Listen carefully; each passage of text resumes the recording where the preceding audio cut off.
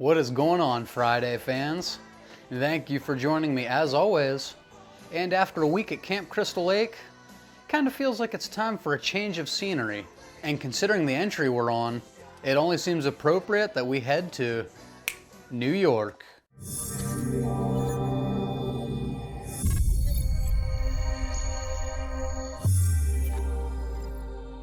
Well, here we are, folks. The point I never wanted to get to, but I knew inevitably we had to get here sometime.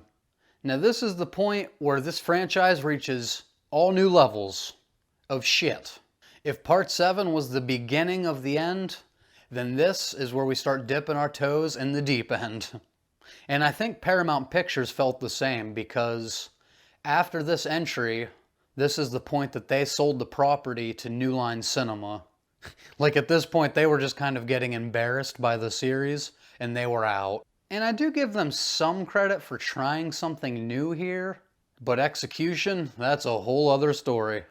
Released in 1989, Jason Takes Manhattan sees Jason being brought back to life by a underground power cable that kickstarts his heart. And being such a fan of Jason Lives, I can't really say a whole lot about this sequence, as it's really no less believable as how Jason's resurrected in that entry.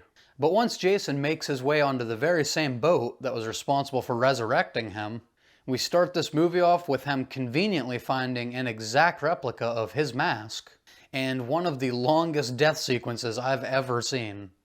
No! No, please, no! No! No! Please, no!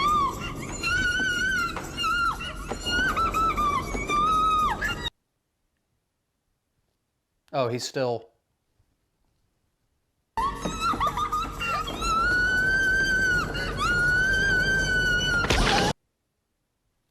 Oh, okay, it's over. And with the pair of obligatory kills out of the way, that this franchise just loves to do so much, we're on to Part 8's rendition of the final girl, Rennie.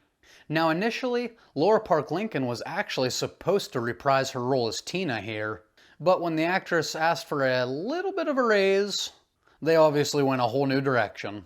Now this entry revolves around Rennie and some of her graduating classmates taking a cruise to New York City. And when Jason decides he could use a vacation as well, he hops aboard the SS Lazarus and wastes no time trying to kill hair metal. But only grunge could do that.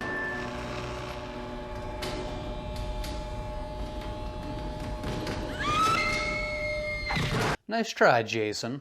After a Fight Club scene with Julius, who we'll definitely get back to, we get to meet a few more characters in the movie, and then we're introduced to one of the absolute worst things about this movie, Child Jason. Now this movie has this running narrative where Rennie's afraid of water because when she was pushed into the lake as a young girl trying to learn to swim, she had a run-in with Child Jason under Crystal Lake, I guess. And I hate how much they try to play into this angle throughout the movie. And to make matters worse, this looks nothing like Child Jason.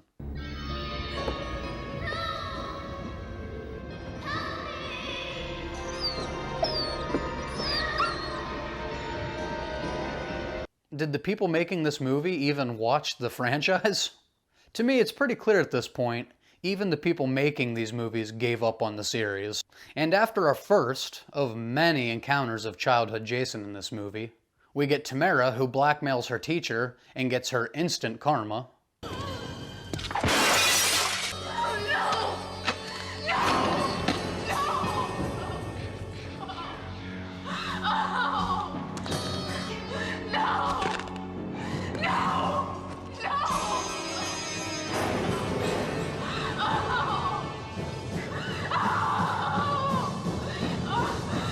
We get the captain being killed as well as one of the crewmates. And then we get Julius, like the badass that he is, deciding that he wants to take the fight to Jason instead of running. And then when we have all these kids like actually looking to take the fight to Jason, we get one of the coolest moments in this movie with Kelly Hu's character in the disco room. And I just love the way this scene is shot. You get like a lot of point of view shots from her perspective. You get a lot of quick cuts showing like her fear.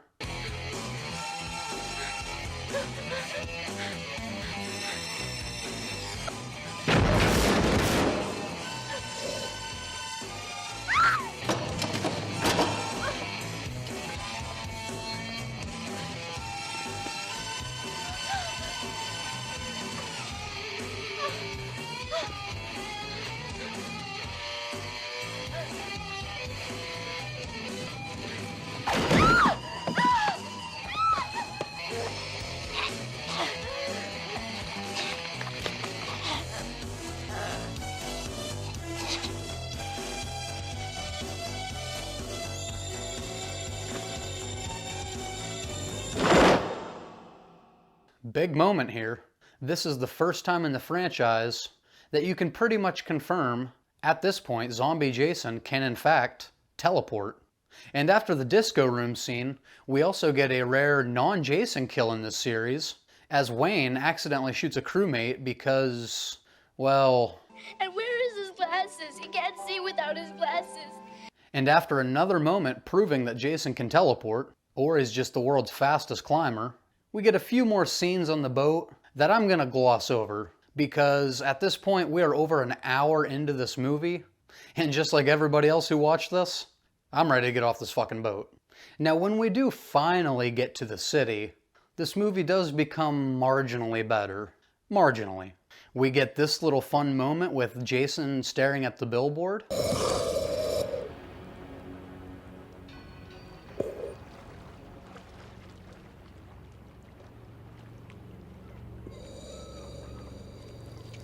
And then we get one of the most horrific scenes in any Friday movie, and it has nothing to do with murder.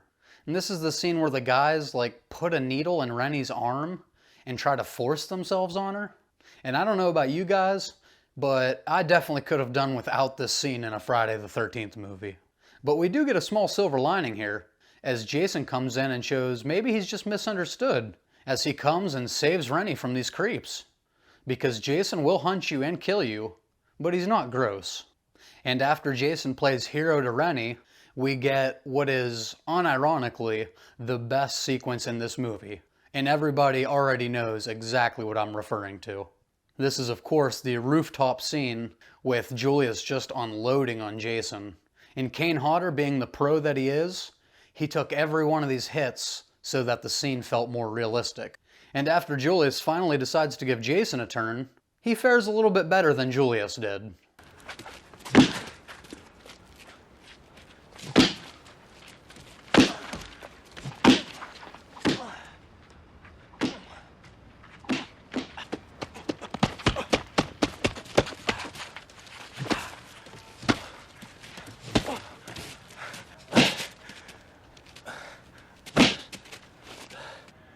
Your best shot.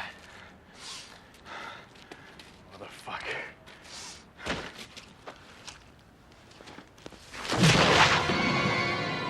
And for bonus points, he doesn't litter. You know, the more this series goes on, the more I'm convinced that Jason's not such a bad guy. Before our final act, we get the teacher that Jason drowns in the barrel of sewage, which is definitely a bad way to go. But watching through this movie, I don't know why they were convinced that New York City was just full of barrels of sewage. I was born in 1990, so who knows, I was too young at that time. Maybe that's all New York was in the 80s and 90s. And by this point, if you're noticing a lot of these city sequences take place in alleys, that's because most of the Manhattan scenes were actually shot in Vancouver due to budgetary constraints. The only definitive shot we get of Manhattan is, of course, Jason in Times Square, which in defense of this movie, that scene's pretty awesome.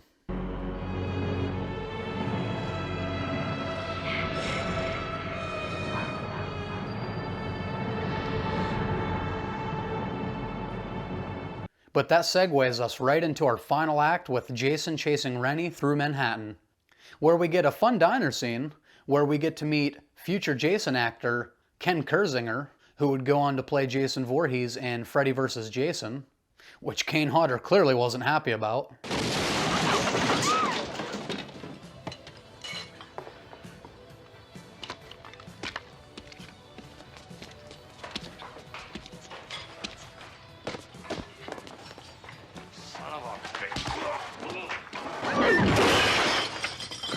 And we also get the worst ending in the entire franchise. Like, I know I said I don't like Part 5's ending. I didn't care for Part 7's ending. But this right here is the worst ending in the series. Where not only do they completely ruin the look they had for Jason in Part 7, when you get him unmasked and he looks like a Muppet, and for some reason sounds like a dinosaur?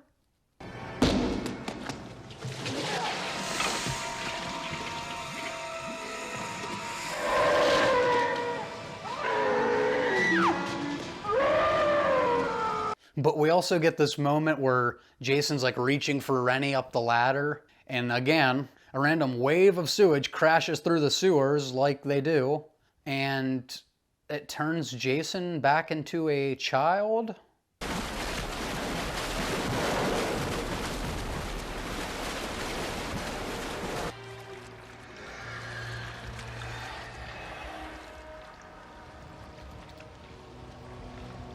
Just the combination of how ridiculous he looked and sounded unmasked, and him turning back into a kid, I can't explain how much it upsets me.